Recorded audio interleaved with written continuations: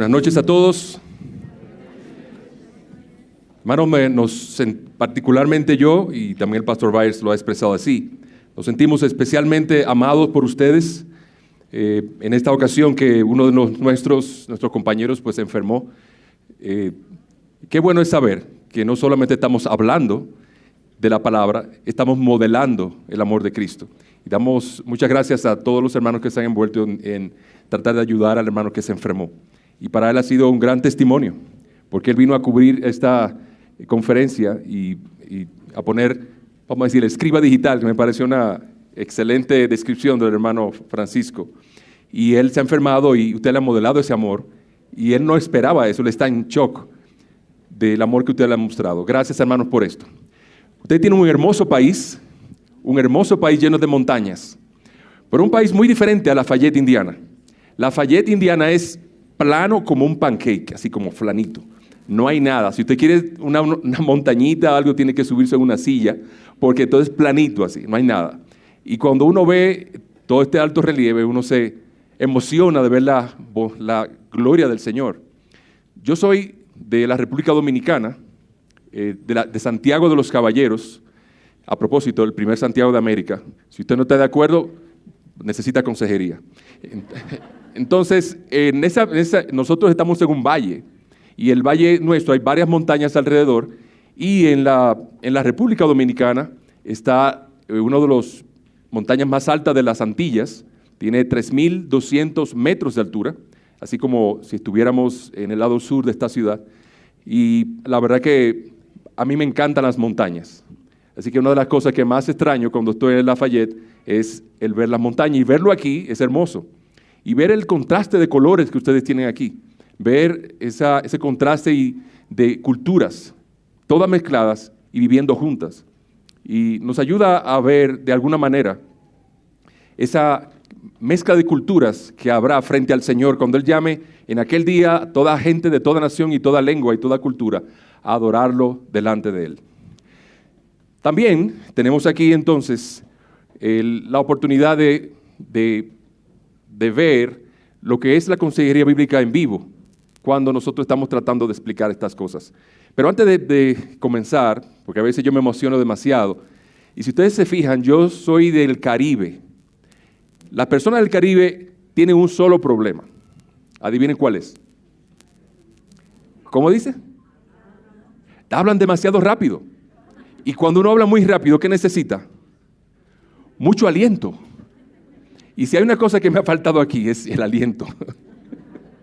Gracias al Señor me ha dado unas pastillas para que se me quite el dolor de cabeza. Estoy muy bien, pero el cansancio no se me quita. Y así que en este momento, cuando estoy tratando de explicarle todo lo que tengo en mi corazón hacia ustedes, me falta la respiración. Así que voy a pedirle que me toleren el caribeñismo que tengo en la sangre al tratar de explicarle todo tan rápido y en tan poquito tiempo. Así que yo pienso que necesito aprender de ustedes que hablan así tan pausado y tan correcto. Los dos de la República Dominicana nos comemos las S's, las R's y bueno, ya si alguno me oye hablar ya sabrá, o se ha ido a la República o escucha algún otro predicador ya sabrá a qué nos referimos.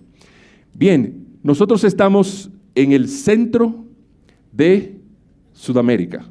Eso he visto. Bolivia es el centro de Sudamérica.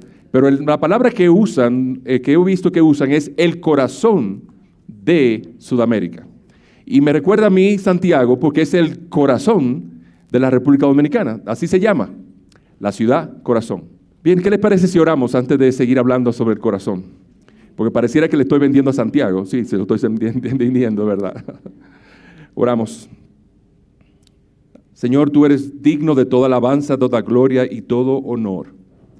No hay Dios como tú, ni hay obras que igualen tus obras.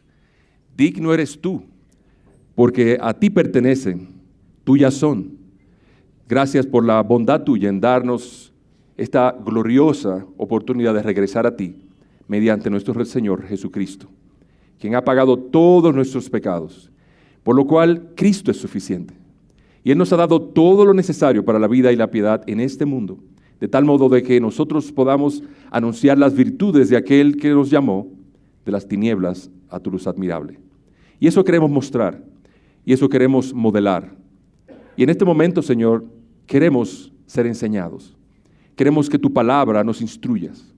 Queremos que tú impactes nuestros corazones para que te veamos no solamente en la gloriosa, en lo glorioso de tu creación en este lugar, sino aún más en lo glorioso del Verbo encarnado, el Señor Jesucristo. Y que tu palabra es suficiente. No necesitamos nada más. Y por eso damos gloria a ti, porque tú nos has dado un poderoso Redentor que también es suficiente. Damos las gracias a ti y bendecimos tu nombre en Cristo Jesús. Amén. Entonces estamos en el corazón de Sudamérica. Y La Paz, yo no sé si algunos van a disentir de esto, ¿podría considerarse el corazón de Bolivia? No. Ay, me iba a meter en problemas. Por eso es bueno que los consejeros siempre hagan preguntas, usted sabe, antes de decir, pues se meten en problemas. Bien, en este mundo, cuando estamos hablando de corazón, es algo que genera muchas cosas. Y genera tantas como tantas canciones se hacen. Ya sea en sus tiempos mozos o ahora, ¿cuáles son aquellas canciones que aluden al corazón? ¿Y qué significa? A ver, alguien que me diga una canción que le gustaba, que hablaba del corazón, o frases de una canción que hable del corazón. Y son posiblemente canciones del mundo, posiblemente baladas que hemos escuchado desde que estamos pequeños, o una canción cristiana como cantamos ahora. Dígame una frase, una estrofa. No tiene que cantarla, no vamos a pedirle eso. El corazón entona la canción, ¿cuán grande es Él? ¿Qué significa el corazón ahí? Que le cantamos con el corazón, pero ¿qué significa el corazón en ese sentido? Es amor y ¿qué más? Es todo. O sea que cuando decimos mi corazón entona una canción, estamos incluyendo ¿qué? Todo lo que somos. ¿Hay alguna parte que se queda fuera? Y eso se muestra en la manera en que nosotros cantamos. Mi corazón eleva una canción y mi boca se abre y mis pulmones se inflan y nuestras bocas alzan alabanza con mucha entonación. Bueno, con la que podamos. Para muchos de nosotros en el cielo podremos cantar con mucho ritmo. Ahora tenemos que ocultarnos en las voces de mucha gente, pero aún así cantamos. Entonces, ¿qué otra canción ustedes ya vimos el tema del corazón en una canción que cuando buscamos el significado tratamos de encontrar, estamos en todo nuestro ser, es nuestro corazón, pareciera que estamos hablando también de sentimientos, emociones, y por eso muchas veces nosotros se nos salen las lágrimas. ¿Qué otra manera? Hay una canción que no es cristiana, pero se llama Alma, Corazón y Vida. Exactamente, esas tres cosas te ofrezco. Recuerdo esa canción, esa balada, muy linda. Ahora, cuando ese novio le dice a esa novia esas cosas, ¿qué él está queriendo decir? Alma, corazón y vida. Está dando todo. Ahora, ¿usted cree que él podría decir, mira, te voy a dar mi alma y mi vida, pero no mi corazón? No suena la canción, ¿verdad? Y si le dice, yo te voy a dar mi alma y corazón, pero no mi vida. ¿Le parece? Entonces, ¿qué está haciendo el autor de ese poema cuando está mencionando estas tres cosas? Está redundando. Y eso significa que está enfatizando. Él quiere que la novia esté totalmente seguro de que él está totalmente comprometido en cada parte de su ser, pero no es que él está dividiendo las cosas en tres partes. Él está enfatizando. Y eso es muy importante teológicamente hablando. Y vamos a ver eso a lo largo de lo que veremos en esta noche. Entonces, permítanme decirle entonces un pequeño caso. Vamos a hacer algo para tratar de hacer un poco más dinámico. ¿Tienen su papel y lápiz, verdad? Por favor, busquen una hoja en blanco. Cualquiera. Puede ser la primera que tiene una parte en blanco detrás. Y yo quiero que ustedes dibujen un árbol.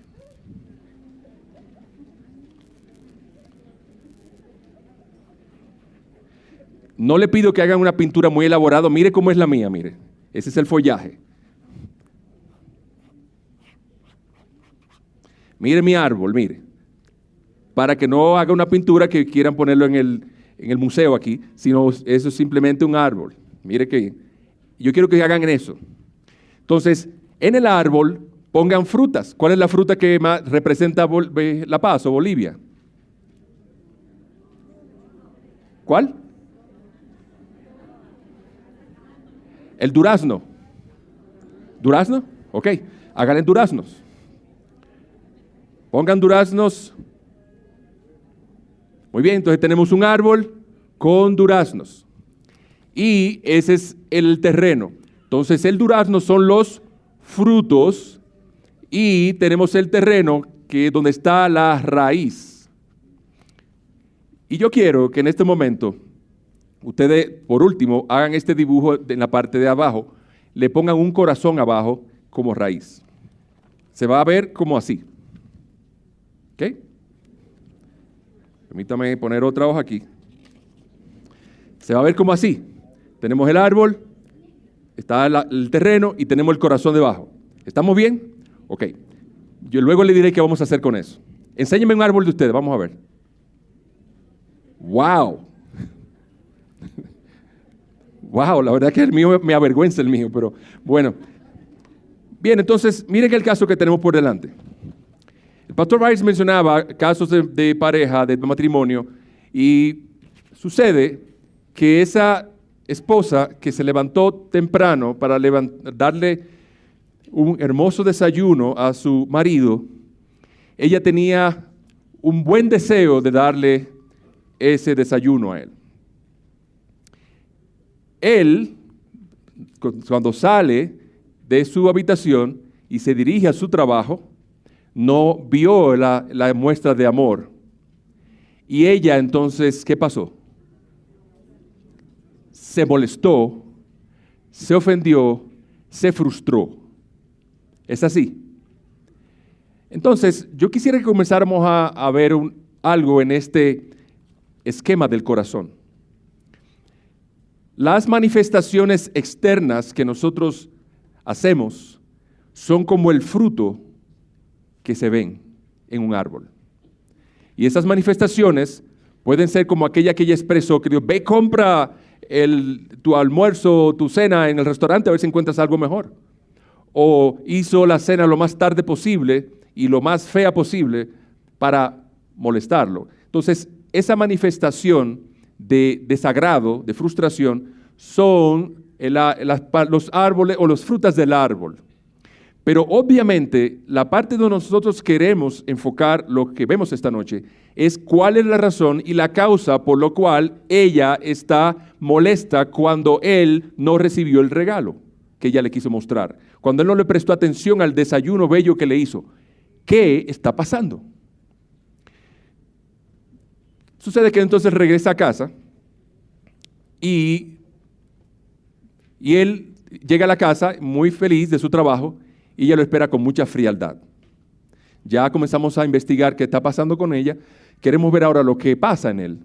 Él quería mostrar, está contento, le daba un beso a su esposa y ella le hace frío, le voltea a su espalda y él se molesta, se siente frustrado. Y entonces él hace algo. ¿Qué fue lo que hizo? Se fue al sillón a leer. ¿Qué había en el corazón de él que en vez de ir a hablar con su esposa, se puso de esa manera? Vamos a ver otro caso. Usted lo invitan a un cumpleaños. Y cuando la persona que lo invita le dice, mira, tú sabes, vamos a tener un cumpleaños, vamos a gozarnos en esto, vamos a preparar una gran cena, es un cumpleaños de 60 años y vamos a hacer una sorpresa. ¿Cómo usted se pone cuando le invitan a eso? Emocionado, feliz. Y inclusive usted comienza a dar ideas. Y yo, pues, ¿qué tú quieres que lleve? Yo puedo llevar las aguas o las sodas, yo puedo llevar un postre, yo puedo llevar tal cual comida, y comienzan a hablar y cómo vamos a decorar, cómo vamos a hacer la sorpresa, vamos a llevarnos a un lugar y a traerlo luego sin que sepa. Todo eso es muy elaborado y conversaciones que van y vienen, van y vienen. Y un momento usted pregunta, y dime, ¿a quién has invitado? Invité a María, a Juan, a Pedro y a Carlos, y también a Marta. Y mientras usted está oyendo los nombres, muy bien, qué bueno que le invitaste. Cuando escuchó el nombre de Marta, usted hace silencio. ¿Y qué pasó? La pregunta es, ¿qué pasó que usted hizo silencio? ¿Cuál es la causa que usted ha hecho, como que ha bajado su entusiasmo? Y hasta como que comenzó a decirle, tú sabes que me ha estado doliendo la cabeza últimamente, quizás es COVID. Yo voy a hacer cuarentena y lamentablemente como son una semana, 15 días, y esto es en una semana, no voy a poder ir. ¿Qué pasó? ¿Cuál es el fruto? ¿Qué es lo que se ve? ¿Qué es lo que otra persona ve y percibe con sus ojos de lo que está pasando? En este caso es silencio. Viene entonces un caso en el cual el esposo llega a la casa y está hablando con ella y él toca un punto en la conversación. Un punto en la conversación que dispara todo el escenario de ese día. Ella comenzó a hablar sobre, mira, ¿por qué no vamos a visitar a mi hermana, a la provincia, al interior? Y ¿por qué no vamos allá? Y vamos a estar una semana. Y entonces él comienza a decir, ¿y por qué vamos a durar una semana ahí? Y dice, bueno, pero dice ella, yo pienso que es muy bueno que estemos allí. Yo pienso que es bueno para los niños que vean sus primitos y necesitamos un descanso después de una semana de conferencia como la que estamos. Y entonces el marido dice, ¿y por qué nosotros tenemos que estar allá y no podemos ir a otro lugar? ¿Por qué no vamos a Potosí? ¿Por qué no vamos a Cochabamba? ¿Por qué no vamos a un lugar neutro? ¿Por qué siempre tenemos que ir donde tu familia? ¿Por qué tenemos que ir donde esta familia tuya? Y la esposa se queda como, oh, pero esto no me lo esperaba. ¿Qué está pasando? ¿Cuál es la causa? ¿Cuáles son los frutos? Díganme ustedes, ¿cuál es el fruto que aquellos que estamos viendo con los ojos?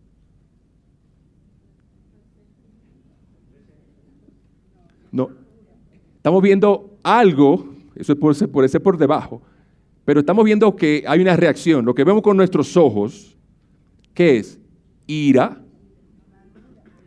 La amargura puede ser algo que está generando eso, pero lo que estamos hablando en este momento es a nivel de lo que ven nuestros ojos. Usted pudiese comenzar a suponer algo y hacia allá nos dirigimos con lo que vamos a estudiar. Pero en este momento lo que quisiera de que ustedes tengan en mente es esto. Toda acción o palabra o intención que haya en nosotros revela algo en nuestro interior. Todo lo que nosotros decimos es una ventana a nuestro corazón o a nuestro hombre interior. Todo lo que nosotros pensamos nos dice a nosotros algo de lo que está pasando dentro de nosotros. Todo lo que nosotros hablamos nos dice algo de lo que está pasando en nosotros.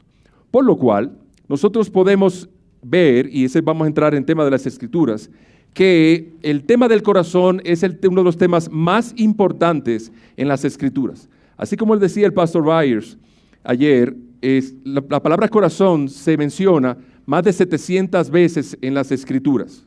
Y cuando usted menciona mucho una cosa, ¿usted piensa que es importante o no? Es importante. Pero necesitamos definir un poco sobre el corazón y vamos a comenzar a hablar sobre esto. Mientras, vamos a hablar un poco sobre la parte de lo que hemos estado hablando.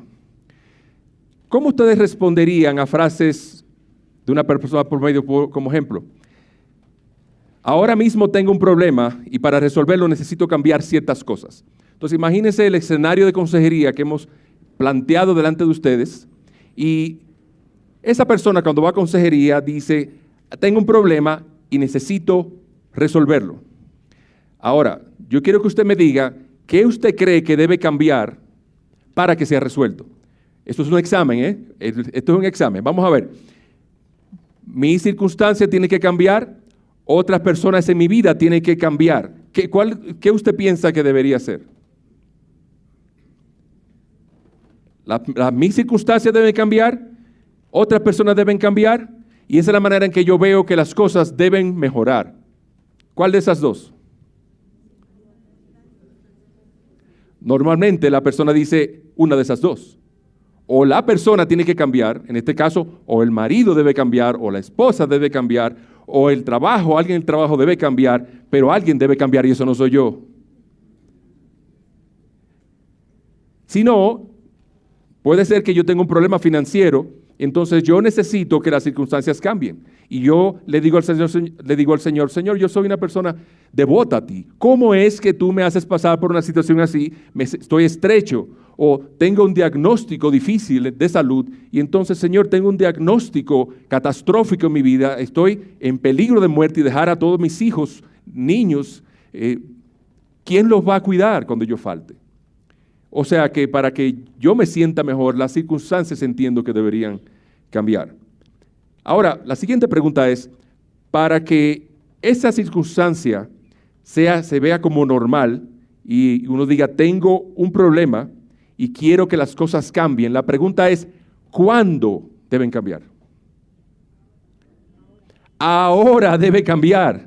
O sea, si yo estoy en una consejería, yo quisiera que mi esposo o mi esposa cambie, pero es ahora. Esto se debe resolver ahora, si no mañana comenzará el proceso de divorcio. Si no, mañana tú vas a seguir recibiendo el efecto de mi ira sobre ti. Ahora, ¿hay algún problema con este punto de vista? Y en muchos casos es algo que debe preocuparnos en términos de los efectos a largo plazo de ese pensamiento. ¿Y cómo se respondería entonces? De mis circunstancias deben cambiar. ¿Cuál será la respuesta normal? Debe ser ahora mismo. Entonces hay un problema en el punto de vista porque los efectos a largo plazo de ese pensamiento afectan.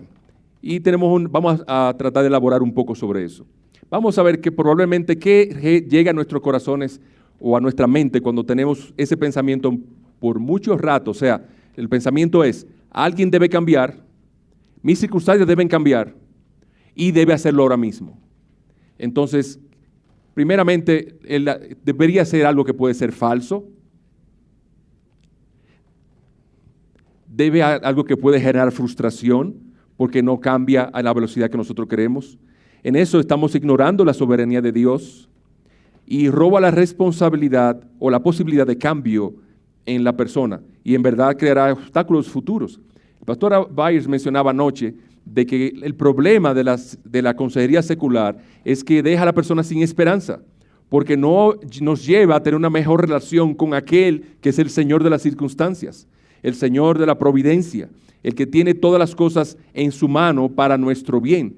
Entonces, cuando nosotros no nos sometemos a su mano amorosa de querer esperar a que Él cambie nuestras circunstancias o esperar a que Dios cambie las personas o aún más, que nos cambie a nosotros para que sometiéndonos en esas circunstancias, Dios nos cambie a nosotros.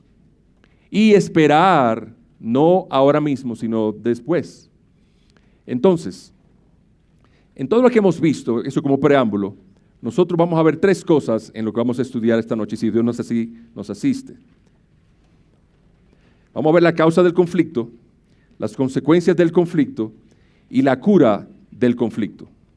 Y lo que queremos ver cuando hablamos de conflicto, y vamos a ver un tema, el pasaje de las Escrituras en Santiago capítulo 4, vamos a ver cómo a través del conflicto vamos a ver lo que ocasiona el conflicto. Y aprendiendo sobre esa causa vamos a aprender cómo funciona el corazón. Vamos entonces a leer Santiago 4. En este pasaje de Santiago 4, él viene hablando en el capítulo 3 del poder de la lengua.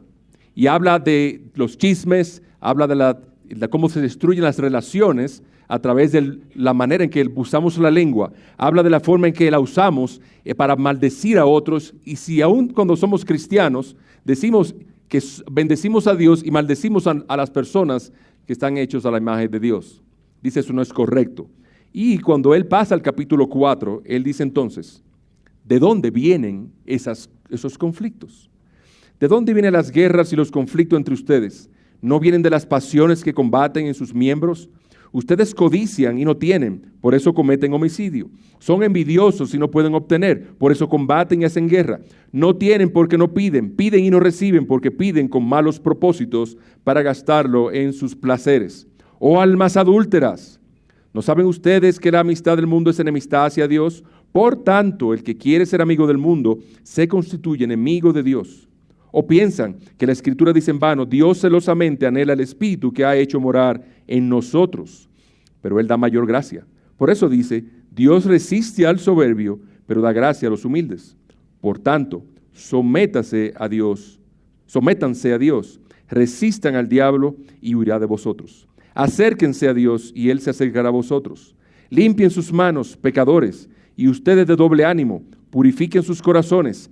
Aflíjanse, lamentense y lloren, que su risa se convierta en lamento y su gozo en tristeza. Humíllense en la presencia del Señor y Él os exaltará.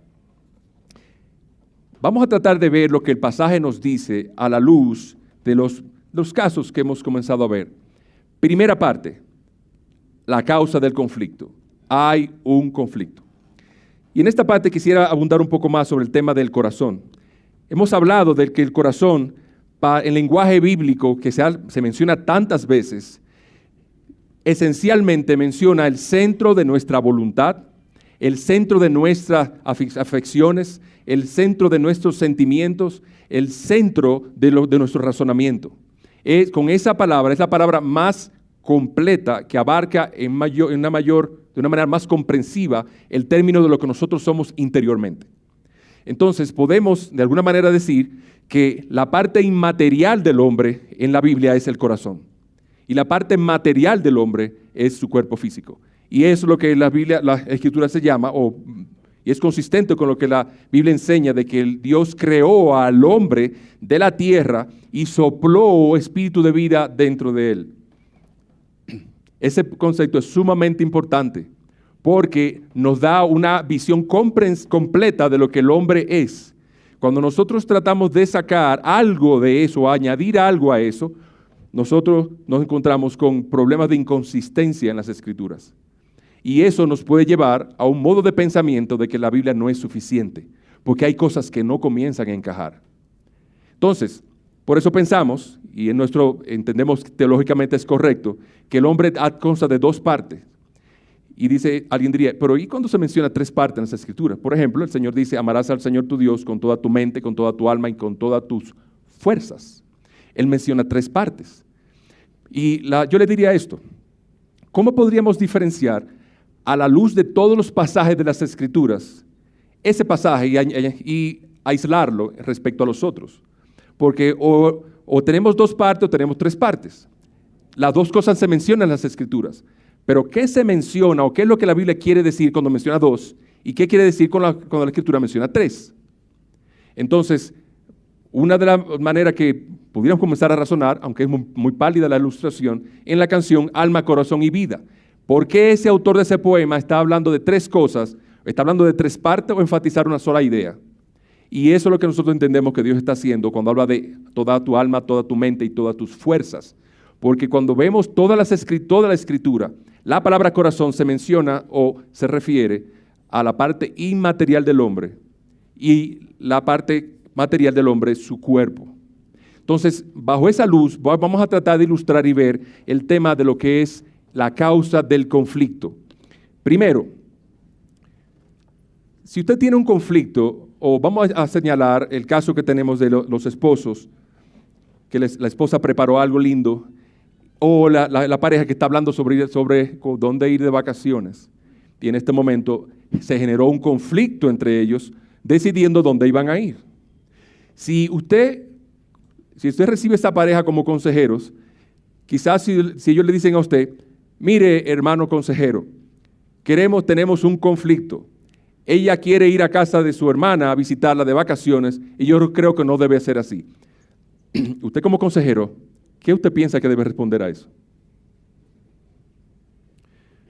Pero me están preguntando a mí. Su pregunta es esta: ¿dónde pueden ir de vacaciones? Eso será lo que usted diría. Y las personas le dirían, no. Es que el problema de dónde ir de vacaciones ha generado un conflicto. Entonces usted como consejero dice, entonces, ¿cuál es el problema o cuál es el conflicto o cuál es la causa del conflicto? Y el consejero lo va a llevar entonces a Santiago, capítulo 4. Y le preguntamos a Santiago, apóstol Santiago, ¿de dónde viene esta guerra y este conflicto entre estos hermanos? ¿Y qué responde el apóstol Santiago?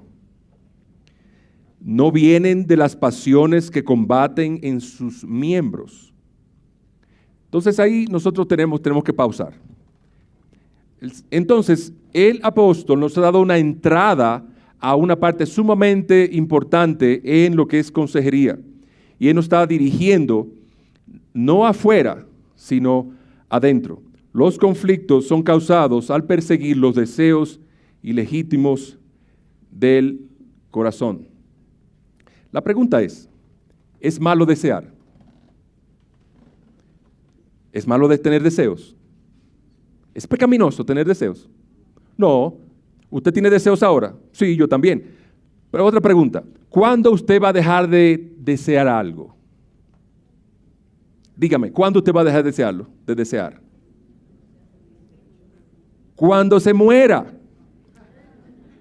Si usted dejó de desear algo, usted se murió. Porque el ser humano está hecho para desear. El problema está en cuando nosotros deseamos algo demasiado intensamente. Y la palabra pasión que habla aquí la palabra en el idioma original es una concupiscencia. Es un deseo concupiscente. Y la palabra concupiscencia es una palabra que nosotros lo conocemos por otros contextos, es una palabra fuerte, de donde hay un deseo un anhelo tan ferviente que no podemos dejarlo a un lado. Por ejemplo, cuando dice 1 Timoteo 3:1, el que anhela obispado o ser pastor, buena obra desea. Esa palabra que dice ahí es concupiscencia. Si un hombre, tiene un deseo concupiscente de ser ministro, eso es bueno. Y es un deseo concupiscente porque y sabemos que queremos ser pastores, a pesar de todo lo que vemos, cómo le pasa a los pastores, que se ponen el cabello blanco de una vez, se ponen calvos, se le ponen las cejas así, y entonces a veces andan a cabizbajos. No es que tenemos que ser así, es que la carga que tenemos muchas veces nos hace andar así, y ojalá que podamos mostrar un carácter más gozoso de siervos del Señor, pero a veces es pesado. Entonces ese deseo concupiscente, ese deseo ferviente nos ayuda a caminar. Los deseos facilitan las cosas. Cuando nosotros tenemos hijos, nosotros pasamos por ese periodo tan difícil de gestación. Las hermanas de 3 meses a veces tienen que vomitar, con muchos malestares, y ella tiene un deseo ferviente de ver su hijo crecer. Ellas se someten a toda clase de dietas y cosas que se les recomienda al estilo médico para poder sobrellevar esa carga que comienza a hacer en ella, porque es una carga. Pero la sobrellevan ¿cómo? Con gozo y con amor. Porque ese deseo que tiene en ella de ver su hijo andar. Cuando el hijo nace, lloran muchísimo. No nos dejan dormir. No nos dejan hablar. A veces estamos hablando por teléfono y ellos cuando más se empeñan en andar y hablar es cuando estamos hablando por teléfono. Ahora, ¿por qué no nos levantamos tan temprano para llevarlo a la escuela? ¿Por qué cuando están enfermos no dormimos? Porque les amamos y nuestro deseo es verlo crecer. Ahora, ese deseo, cuando se torna en una dirección equivocada, o sea, más intensamente de lo que debería ser y se vuelve una pasión, dice que toma otra connotación. Y yo quiero que vean que la primera parte de nuestra pregunta es ¿qué causa el conflicto en esta pareja que quiere irse de vacaciones? Es un conflicto a nivel horizontal, o sea, relacional. Dice, ¿qué causa conflicto? Dice, no vienen de las pasiones que hay entre ustedes. La pregunta que hace el apóstol Santiago aquí, es una pregunta en términos de la relación de dos personas.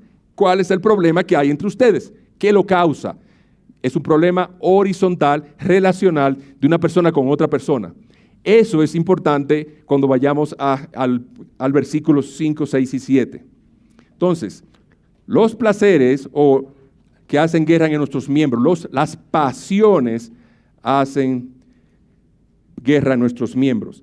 Definimos entonces la pasión o los deseos que menciona aquí como un deseo demasiado fuerte, un deseo tan intenso que estamos dispuestos a pecar para obtenerlo. Dice, ustedes codician y no tienen, por eso cometen homicidio. Y son envidiosos y no pueden obtener, porque eso combaten y hacen guerra. O sea, nosotros queremos algo tan intensamente que otra persona tiene envidia, que estamos dispuestos a hacer lo que sea, hasta maltratar a la otra persona, hasta robarle a la otra persona para tener lo que él tiene. Eso es un deseo intenso en una dirección equivocada. Y mire lo que dice entonces los pasajes Mateo 15, 19. Del corazón provienen los malos pensamientos, homicidios, adulterios. Entonces vemos que el apóstol Santiago está haciendo una explicación de lo que el Señor dice acerca del que pasa en el corazón, de la dinámica de lo que está pasando en el corazón. Entonces nosotros comenzamos a ver algo. El fruto que vemos aquí en el árbol que acabamos de dibujar, la ira en la persona que habló, que explotó cuando mencionó a la hermana, aquella hermana que cuando le mencionaron el nombre de Marta se quedó en silencio, eso que está ahí, ese fruto que vemos no es la causa de lo que está pasando, hay algo por debajo. Cuando nosotros vemos a nuestros hijos o a un amigo con fiebre, le damos un medicamento. Puede ser acetaminofén en muchas maneras, Tylenol, nombre comercial, como usted quiera llamarlo. Pero si nosotros le damos siempre algo para que se le quite la fiebre, estamos solucionando el problema. Así que como consejeros, cuando alguien viene y nos trae un problema, debemos enfocarnos primero a qué pasa en el corazón, porque Cristo dice, del corazón sale. Está saliendo algo del corazón y la manera en que hablamos, cómo nos comportamos, las intenciones que tenemos, nos está dando una ventana dentro del corazón para que nosotros miremos. Y a eso vamos a encaminarnos en esta noche. Y dice Hebreos 4:12, abundando sobre que la palabra es lo único que en realidad hace descubrir el corazón. La palabra de Dios es viva y eficaz y es más cortante que toda espada de dos filos y penetra el corazón. Entonces, hermanos, no podemos confiar en ninguna consejería secular. ¿Por qué? Porque no nos da una ventana al corazón, no nos dice qué pasa, solamente nos abunda sobre una descripción de los frutos, pero no sabemos qué pasa abajo. Y dice la Escritura que solamente la Biblia tiene la capacidad de meterse en el corazón y discernir. La palabra discernir quiere decir disectar, separar, nos hace la oportunidad de poder ver con claridad qué está pasando allá adentro. No hay manera de que nosotros podamos ver dentro del problema de alguien que está en adicción, de la esclavitud que está viviendo esta persona, de la depresión que está sufriendo aquella persona o de la ansiedad que tiene el corazón a una persona, a menos que se revele el corazón. El problema muchas veces está en que ni la propia persona muchas veces sabe qué está pasando. Él simplemente tiene algo que le está inquietando. A veces tiene un ataque de pánico. A veces tiene otro tipo de manifestaciones y él no sabe qué es. Ha venido a usted para que usted le diga qué está sucediendo. Pero la Escritura nos da un panorama amplio y nos dice de entrada, está la causa, ¿dónde? En el corazón.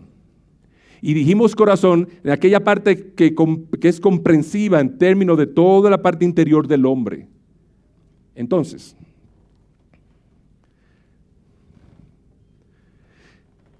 vamos a escribir un principio de todo esto.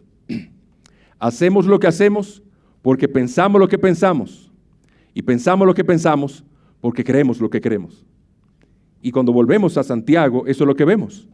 Ustedes codician y no tienen, por eso cometen homicidios. Son envidiosos y no pueden obtener, por eso combaten y hacen guerra. No tienen porque no piden, piden y no reciben porque piden con malos propósitos para gastarlo en sus placeres. Entonces, hermanos, nosotros hacemos lo que hacemos porque pensamos lo que pensamos. Y hacemos lo que hacemos porque queremos lo que queremos. Y el apóstol Santiago nos está diciendo que cuando un deseo que puede ser legítimo por la educación de su hijo se vuelve tan intenso como que usted quiere que sea la persona más eminente en el mundo y usted está dispuesto a violar cualquier principio de las Escrituras para que eso se lleve a cabo. Y si un hombre honorable, y puede inclusive violar leyes financieras, decir mentiras, manipular para que ese niño que usted ama tanto llegue a ese lugar, hay un problema cuando usted comienza a desear y a tener mucha pasión, un deseo demasiado intenso por algo. Esa es la fuente del problema. Entonces, comencemos a sospechar cuando tenemos deseos demasiado intensos por algo. Porque dice Santiago que el deseo puede ser tan intenso que aún la oración que hacemos a Dios es una oración falsa y que Dios no acepta. Imagínese una joven o un joven soltero que, por lo menos en la cultura dominicana, si una joven llega a los 27, 28, 29 años, ya la cultura la ve como, y la mamá la ve y dice, ay, mi hija, caramba, yo quisiera que tú te casaras. Entonces, ¿qué le está diciendo en otras palabras? La joven recibe una presión social de que no se va a casar nunca porque tiene 29 años y no se ha casado todavía. Ahora imagínense a una joven creyente en esas condiciones. Hay una presión de sus padres, hay una presión de la iglesia, y una presión de sus amigos y quiere casarse. ¿Tiene deseo de casarse? Sí. ¿Es legítimo? Sí. Ahora, cuando ese deseo se vuelve demasiado intenso, dice que estamos dispuestos a pecar para obtenerlo. Entonces, ¿qué una joven con deseo de casarse, un joven con deseo de casarse, haría para casarse y está dispuesta a violar aún los mandamientos del Señor para casarse? Entonces, la joven y el joven comienzan a ver fuera de la iglesia, porque en la iglesia no hay nadie. Entonces, ese deseo intenso, ustedes comienzan a ver que está produciendo algo en el corazón, una guerra, una pasión, que aunque ella ora al Señor, ese deseo intenso está ocasionando algo en su corazón. Y hacia allá nos estamos dirigiendo. En ese sentido, los cambios conductuales no se quedan cortos en verdad. Por ejemplo, deja de hacer eso. Eso causa mucha frustración. Porque cuando nos dice deja de hacer eso, nosotros estamos inclinados a hacerlo otra vez. O sea, imagínense a un niño que le digamos deja de hacer eso. A veces le decimos las razones, pero el niño no puede por sí mismo dejar de hacerlo porque él es pecador. Entonces genera frustración en él porque cada vez que los reprendemos, a ver si lo corregimos, el niño se siente como, caramba, yo nunca me van a dejar de corregir. Yo nunca hago las cosas bien. Y nosotros como padres, pero caramba, ¿y cuánto se parece a su papá? Y su abuelo es igualito. Entonces comenzamos a transferir el problema a otro y eso causa frustración porque lo conductual se queda corto. No podemos ver la causa a través de la conducta. O haz aquello, eso es simple fariseísmo. Si tú haces eso, entonces estamos contentos. Hermano, es un error de nosotros como padres. Cuando nosotros le decimos a los hijos que hagan algo y lo hacen y pensamos que están muy bien las cosas. Nosotros tenemos que comenzar a pensar por qué ellos lo han hecho. ¿Cuál es la razón en su corazón que ellos se han decidido hacer esto? ¿O cuál es la razón en su corazón que ellos han decidido no hacer esto? Entonces, nosotros siempre lo que estamos tratando de decir en todo esto es que lo que nosotros vemos con nuestros ojos a nivel conductual es semejante a lo que vemos en este árbol. Solamente vemos un árbol de durazno, lo probamos, y lo vemos, lo tocamos, pero no podemos hacer más nada. No nos lleva a ningún lado en términos de determinar qué está pasando allí. Y nosotros vemos entonces que los ejemplos de cómo al examinar nuestros deseos, nosotros podemos en verdad ver cuáles son los deseos pecaminosos en sí mismos. Y esa es la primera evaluación. El deseo que tenemos es en sí mismo pecaminoso. ¿Cómo sabemos eso? Porque estamos dispuestos a pecar para obtenerlo. O estamos dispuestos a pecar cuando no lo obtenemos. O sea, cuando yo, por ejemplo, cuando usted le quita algo a un niño, que es la manifestación más espontánea que tenemos, cuando usted le quita un juguete a un niño, o le quita algo que él está disfrutando mucho en un momento, ¿cuál es la reacción normal? Se tira al piso, hace pataletas y grita, y especialmente si está en el centro comercial, que usted no sabe qué hacer, y dice, niño, pero mira. Y entonces, esa pataleta es algo que ocurre en el corazón cuando nos quitan algo que deseamos mucho. Y dice el libro de Santiago, estás dispuesto a pecar para obtener algo. Dice, has cometido homicidio.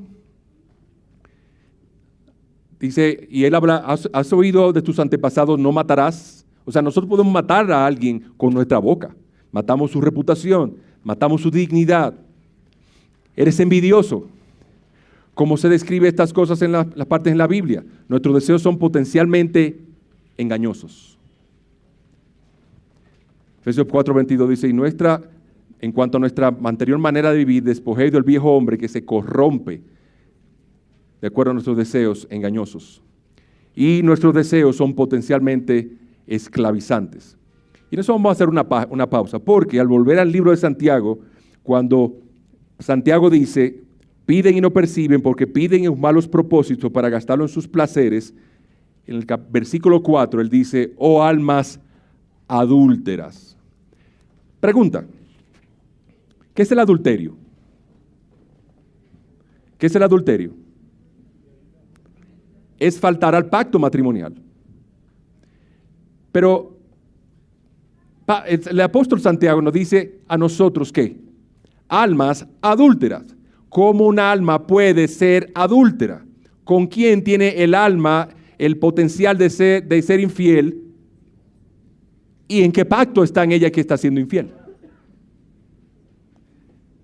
Entonces, al responder eso decimos, bueno, si es alma, está hablando de Dios, mi corazón debe estar devoto a Dios, ese es el primer mandamiento, y sucede entonces que mi corazón se va detrás de algo adicional o algo más, y eso es lo que en la Biblia llama un ídolo. Entonces, nosotros comenzamos a ver en el libro de Santiago algo sumamente importante, y pongan atención en esta parte, y es esto. Nosotros comenzamos con un problema relacional que ocasiona un problema entre dos personas. Pero el libro de Santiago empieza preguntando cuál es el problema entre nosotros dos a nivel horizontal, pero ahora nos está dirigiendo en una dirección totalmente diferente, en dirección vertical. Nos está diciendo, ¿cuál es la causa de que tenemos problemas entre nosotros dos? Dice, la causa está que tenemos problemas con Dios o almas adúlteras. Nuestros deseos deberían estar satisfechos en Dios, en Cristo. Amarás al Señor tu Dios con toda tu alma y fuerza y mente. Y en este momento vemos que las pasiones, o sea, los deseos muy intensos que en el corazón por algo, están desplazando el deseo por Dios para desear algo más que a Dios. ¿Se entiende? Así que, dice la Escritura que amar a Dios significa que yo voy a tener mayor deseo por Cristo que por otra cosa. Mayor entusiasmo por Cristo que por otra cosa. Yo voy a encontrar en Cristo toda mi satisfacción. Voy a encontrar en Cristo mi seguridad. Voy a encontrar en Cristo mi deleite. Pero hay un momento en el cual mi deseo hacia el Señor es desplazado por el deseo de algo más. Y al desear algo más, mi alma está siendo adúltera y mi relación con los demás es afectada. Entonces, muchas ocasiones, cuando nosotros tenemos problemas con otros, eso es lo que está revelando que tenemos un problema con Dios. Cuando nuestras intenciones, nuestros deseos son demasiado intensos hacia algo, estamos siendo adúlteros o violando nuestro pacto de amor hacia Dios y desplazando al Señor. Por ejemplo, ¿qué habría en el corazón de una persona que está llena de ansiedad? Le voy a hacer una historia. Le voy a decir algo rápido porque se le ha pasado el tiempo. En 1990, yo me casé. Estoy casado con mi esposa por 33 años este año y tenemos un hijo. En el año 1990, cuando íbamos a casarnos, nuestra condición económica era muy estrecha. Apenas nos alcanzaba para cubrir necesidades básicas. En el proyecto de casamiento, nos habíamos casado todavía. Entonces sucede que en ese tiempo estaba por estallar la guerra del Golfo Pérsico. ¿Se acuerdan? Había un conflicto y en el Golfo Pérsico sucede que Saddam Hussein estaba atacando otras naciones y estaba siendo amenazada la provisión petrolera del mundo en Kuwait. Entonces ahí comenzó el tema de la guerra, que se iba a hacer la guerra, y si iba a haber guerra, entonces era amenaza de tercera guerra mundial. Y entonces yo le dije a mi esposa, mira, tenemos fecha para el 28 de diciembre, pero si estalla la guerra del Golfo Pérsico, vamos a tener que dejarlo para después. ¿Qué usted cree que mi esposa me dijo? Ella se quedó como ¿qué? ¿Mi matrimonio depende de una guerra? Yo estaba nervioso, porque si estallaba esa guerra, nosotros no teníamos cómo cubrir y yo posiblemente perdí el empleo, y entonces si perdí el empleo, perdía entonces la casa que íbamos a alquilar, no podía sostener a mi esposa, estaba faltando al Señor ante mi promesa de proveerle a ella y de protegerla a ella. ¿Qué está pasando en mi corazón?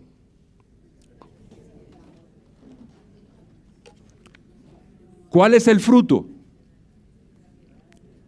Estoy expresando con mis palabras muy malas hacia mi esposa. Eso es lo que ella ve, un fruto. Pero ¿qué está pasando en mi corazón? O sea, comencé a tener problemas con mi novia, en ese momento éramos novios, porque en mi corazón se estaba anidando un deseo ferviente de controlar mis circunstancias. Como yo no controlaba mis circunstancias, entonces yo estaba lleno de temor y de ansiedad. Entonces en la parte de abajo de ese fruto, cuando conectamos el fruto con las raíces, la causa del problema, yo veo que hay un problema aquí de ansiedad. Y debajo del problema de ansiedad yo puedo poner otro nivel, que pueden poner con sus lapiceros otro nivel. Pueden poner ansiedad aquí. En el otro nivel pueden poner qué hay en mi corazón que está causando ansiedad. Un deseo de control. Yo en mi corazón estaba teniendo deseo de ser Dios. Y como yo no puedo ser Dios, yo entonces tengo un fuerte deseo de controlar. Las cosas se me van de la mano. Si Estados Unidos depara un cohete, si Saddam Hussein responde. Y entonces, ¿qué pasa con mi matrimonio? Y entonces mi esposa, pero ¿cómo vamos a casarnos entonces? Si hay que hacer reservaciones de bodas, mandarse las invitaciones. ¿Qué voy a hacer? Y entonces imagina el problema que se ha armado. Y todo porque yo estoy lleno de ansiedad. Mi deseo de controlar mis circunstancias se ha vuelto tan fuerte que yo estoy dispuesto a pecar. ¿Por qué? Porque yo estoy dispuesto a confiar en el Señor, de que el Señor que controla todas las cosas, Él sí puede cambiar la circunstancia. O, si no la cambia, Él sí puede hacerme pasar con seguridad a través de las aguas más tormentosas y a través del fuego aún, porque Él es Dios. Entonces, mi corazón estaba lleno de ansiedad porque yo quiero controlar. Y mi ansiedad y deseo de control viene porque yo estoy queriendo sacar mi seguridad de mi capacidad de control. Eso es un ídolo en el corazón. Y a eso es que nos dirigimos. Viendo entonces la causa, vamos a ver las consecuencias del conflicto. Es adulterio espiritual, es idolatría espiritual. Y vamos a ver entonces la cura del conflicto. Reconoce la presencia inherente de orgullo en toda forma de idolatría en el corazón.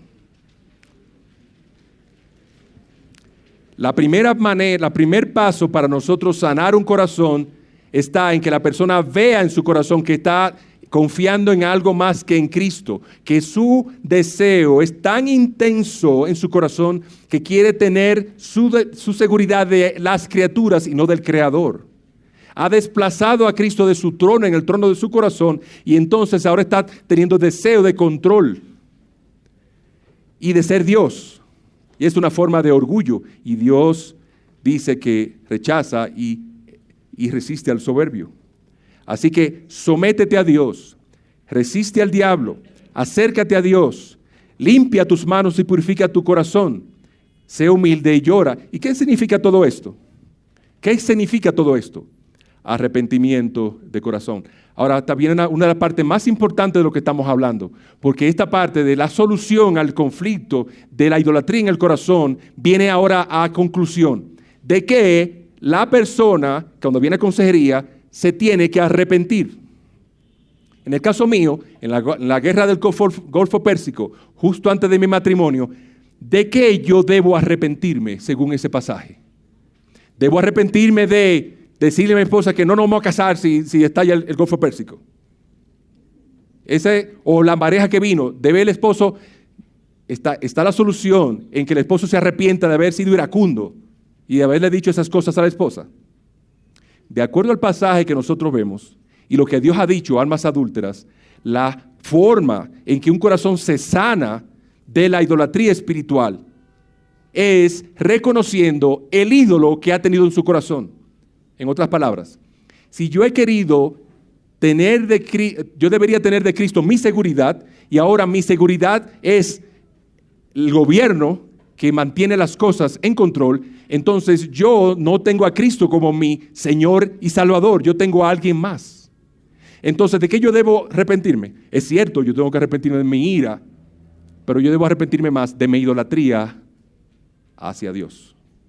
Y hasta que nosotros no nos arrepintamos, habiendo identificado el fondo del problema, mi deseo de seguridad de parte de las circunstancias, del control en mi corazón, el ídolo del control, hasta que yo no me arrepienta de eso, el corazón no va a estar sanado, porque Dios no va a tener dioses ajenos delante de él.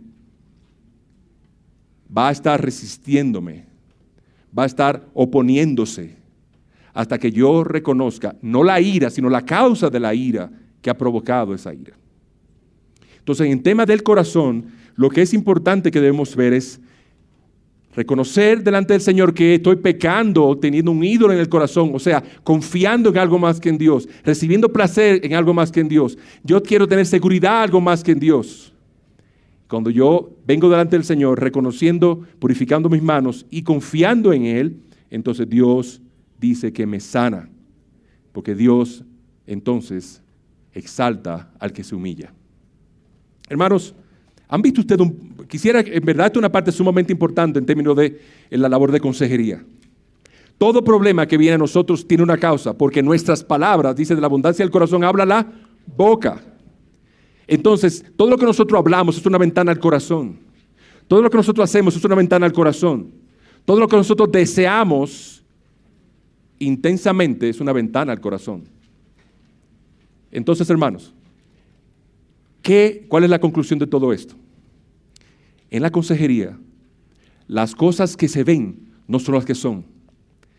Tenemos que orar a Dios que Dios nos revele lo que hay en el corazón. Y a veces en consejería las cosas no son de esa manera, como que llegamos de una vez. A veces conversando con la persona sobre las cosas que suceden en su vida, podemos ir bajando como en un ascensor. Sótano 1, sótano 2, sótano 3. Y cuando llegamos al sótano 3, que vemos la verdadera causa, el ídolo que está generando eso hacia Dios, ese desplazamiento de Cristo en el corazón, entonces nosotros podemos venir en arrepentimiento al Señor y decirle: Señor, perdona mi pecado, porque he estado adorando el ídolo de las finanzas, he estado adorando el ídolo del control, he estado adorando el ídolo del placer. Yo he querido tener de las criaturas lo que solamente el Creador puede darme. Perdona, Señor, mi pecado. Y debemos pedir perdón a la persona que hemos ofendido, claro. Pero Dios nos conceda una completa restauración en Él, a nosotros conocer en nuestros corazones, conocer más de nuestros corazones, y Él revelar más de nuestros corazones, porque Dios es el único que revela el corazón. Hermanos, es inútil buscar consejerías seculares que nos ayuden a esto, porque solamente Dios conoce el corazón y solamente Dios sana el corazón. Que Dios nos conceda ver corazones sanados en nosotros y corazones sanados en nuestros hijos, en nuestros amigos, en nuestros miembros de la iglesia, en aquellos que vienen, que Dios envíe en nuestra dirección para que les ayudemos a crecer y a cambiar, para que de Dios sea la gloria. Dios les bendiga, hermanos.